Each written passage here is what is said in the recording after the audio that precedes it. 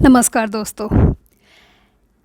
ऐसा आपने बहुत बार सुना होगा कि हम इतना पूजा पाठ करते हैं, इतनी उपासना करते हैं, लेकिन हमें उसका फल नहीं मिलता। आपने दूसरों भी से सुना होगा, खुद भी कभी ना कभी एहसास किया होगा। तो उसके कई सारे खामियां रह जाती हैं। हो सकता है कि हम पूजा को सही ढंग से नहीं कर रहे हों, या जो कर रहे हैं मंत्र जो हम पढ़ते हैं वो हम गलत उसका उच्चारण कर रहे हैं।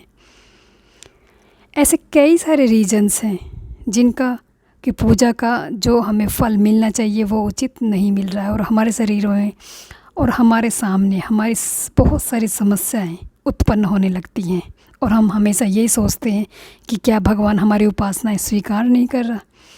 तो ऐसे ही कुछ हैं कि मैं पूजा के कुछ नियम बताऊंगी जो कि उसको शायद करने से, सही ढंग से करने से आपकी जो उपासना है वो हमेशा पॉजिटिव हो। तो पूजा के ये कुछ नियम हैं, ये जान लें।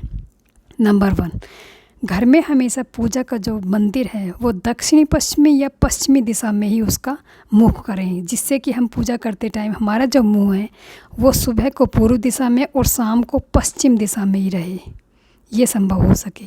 तो इससे बहुत पॉजिटिव एनर्जी आपके शरीर में आएगी।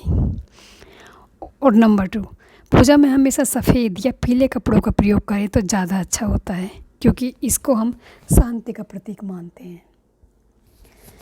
और नंबर 3, ऐसा बताया गया है कि जब हम पूजा पाठ करते हैं तो हम डायरेक्ट पृथ्वी पर बैठ के ना करें, एक आसन ज़रूर बिछाएं, जिससे कि हमारे बीच की जो एनर्जी है वो हमारे शरीर में रहे, उसका पृथ्वीकरण ना हो।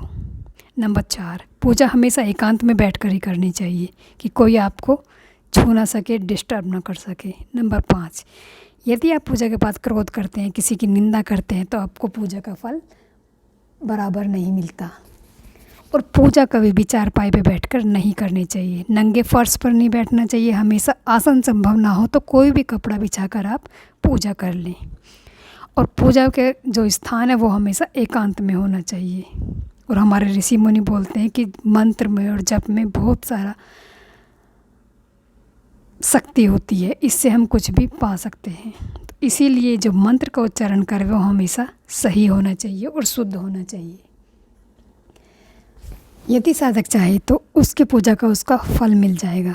तो हो सके तो सप्ताह में एक बार मौन व्रत ज़रूर रख लें, क्योंकि मौन व्रत रखने से अध्यात्म बल बढ़ता है।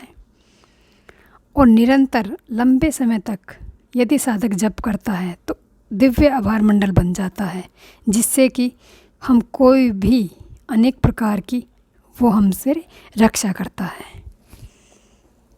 और यदि हो सके तो अपने माला, अपने कपड़े और अपनी जो पूजा की चीज़ें हैं वो हमेशा शुद्ध और किसी एक कोने में ही रखना चाहिए कि उसको कोई बच्चा या और कोई ना छेड़े।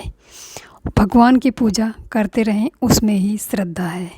बोलो श्री लक्ष्मी नारायण की जय।